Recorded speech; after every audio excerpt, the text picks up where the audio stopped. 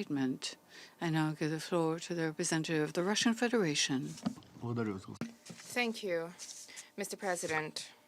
We wish to thank Mr. Voronkov and Madam Konings for the detailed analysis of the situation vis-à-vis the fight against ISIL. We also wish to extend our support for the activities of the structures they had and the plans and initiatives that are being devised to counter terrorism. We also thank Madam Frisch for her statement. We concur with the Secretary General's assessments vis-à-vis the threats posed by ISIL.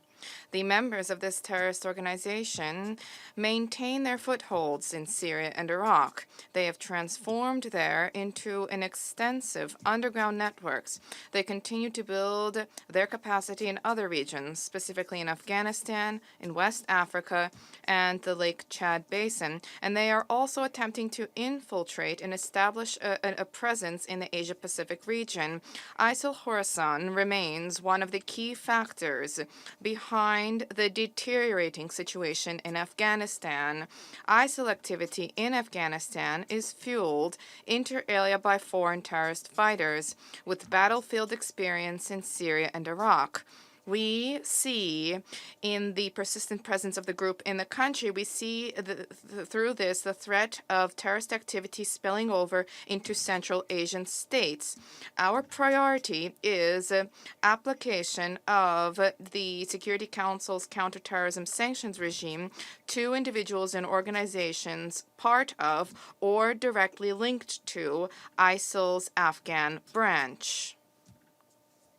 There's a threat posed by ISIL terrorist activity in Libya. The situation is further compounded by the fact that fighters are redeployed to that area from Idlib province in Syria.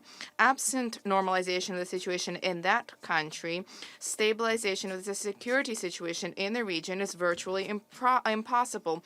The fallout from the collapse of statehood in Libya is something which we inter alia have already been coping with in West Africa and the Sahel-Sahara region.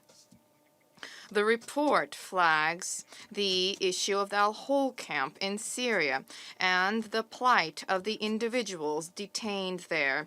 We have repeatedly stated and stand ready to further reiterate the following. Wherever Syrian sovereignty is violated, there can be no order and there is no order.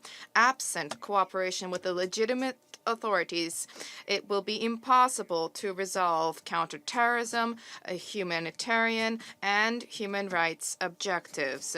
We are confident that the international community's efforts should be geared towards forestalling the revival of ISIL or the rising from its splintered fragments of a new engine for a counterterrorism, for a terrorist international, so to speak. In this connection, we support the efforts of the United Nations and its specialized bodies inter alia to counter terrorist propaganda and to fight against financing for terrorism.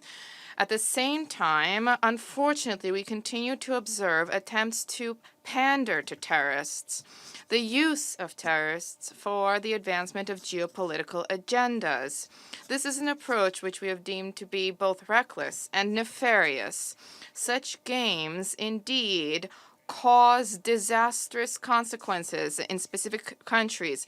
They lead to egregious, persistent violations of human rights and freedoms for some reason only after tragedy strikes and the number of casualties lie in the thousands do people care to consider this and take it into account.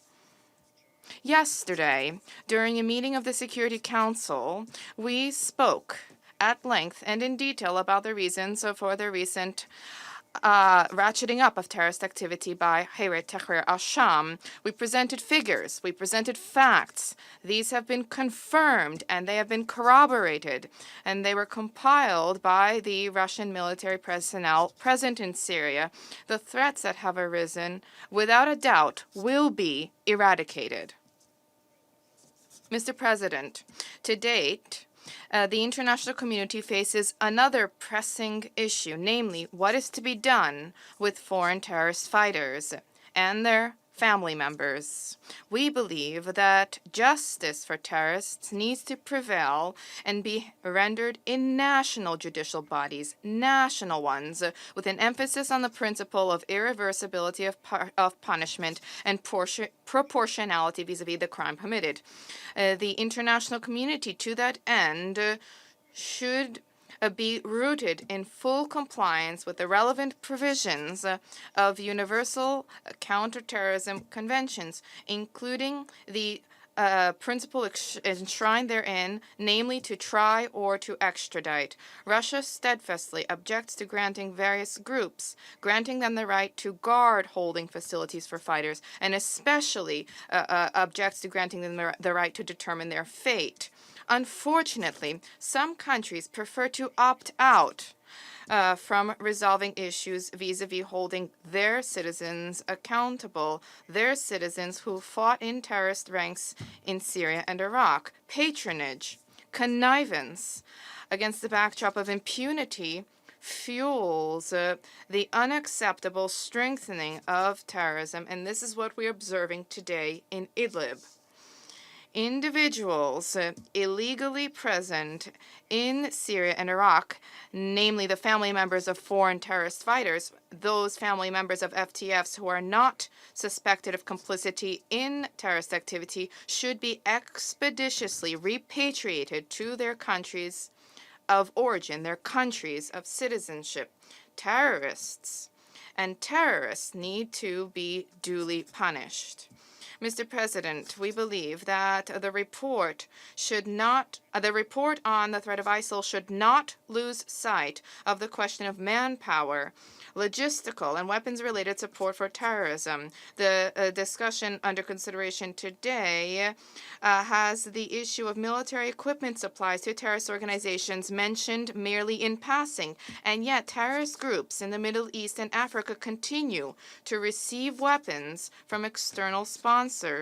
We would appeal to all responsible states immediately to demolish all illicit arms delivery channels and themselves not to play into the hands of radical elements under the pretext of facilitating myriad incarnations of the so-called moderate opposition. Thank you. I thank the representative of the Russian Federation for his